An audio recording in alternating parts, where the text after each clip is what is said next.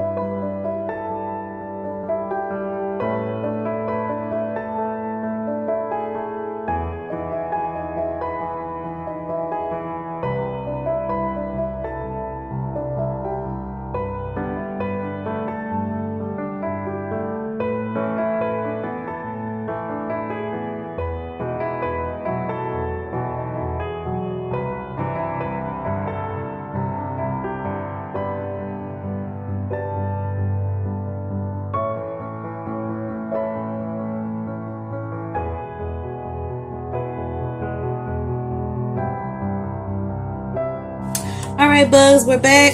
We have the soap safely in the mold. Hopefully it will not separate again while it's in the mold, but I want to show you my embeds. I just made some soap balls, red here for the cherries.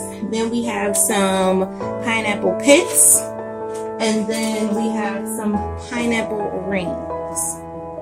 So we are going to just put a little dollop of soap down here, or rather on the pineapple rings, just so that it can stick.